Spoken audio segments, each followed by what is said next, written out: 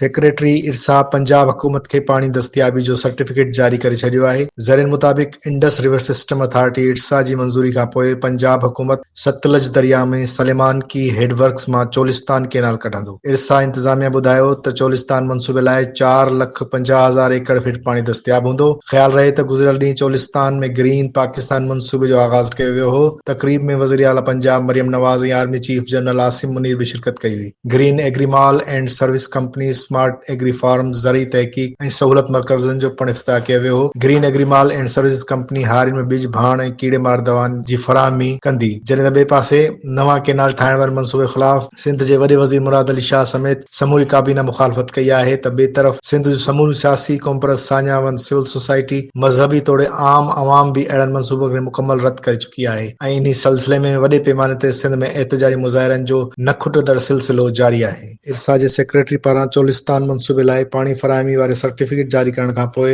हिकु भेरो सिंध में वरी ताव पकड़जी वियो आहे ऐं कॉम्परस धुरियुनि पारां एहतिजाजी तहरीक खे वधीक तेज़ करण लाइ राब्तनि जो सिलसिलो पिणु शुरू कयो आहे ऐं ॿिए पासे मुख़्तलिफ़ सियासी समाजी धुरियूं पिणु राब्ते में अची वयूं आहिनि। होॾां मेंबर सिंध इरसा कमेटी एहसान लगारी पंहिंजे इख़्तिलाफ़ी नोट में चयो आहे त सर्टिफिकेट ॾियणु सिंध सां नाइंसाफ़ी आहे। असां अहिड़े फ़ैसिले सां मुत्तफ़िक़ न आहियूं। सेक्रेटरी तरफ़ां जारी कयल सर्टिफिकेट में ज़िक्र कयल पाणी दरियाए सतलुज जो न आहे। असां इन जी मुख़ालफ़त कयूं था ऐं अहिड़े फ़ैसिले खे नथा मञूं। मैं लड़ूंगा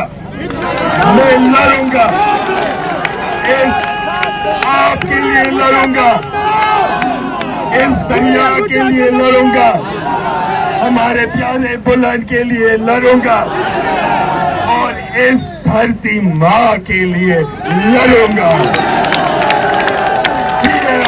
ऐं वतन ईअं सिरके पियो जीअं मुठ में भरियल वारी हुजे ऐं अंग्रेज विथिन मां वारी वहंदी वञे, ईअं असांखां सिंध तिरकंदी वञे पई।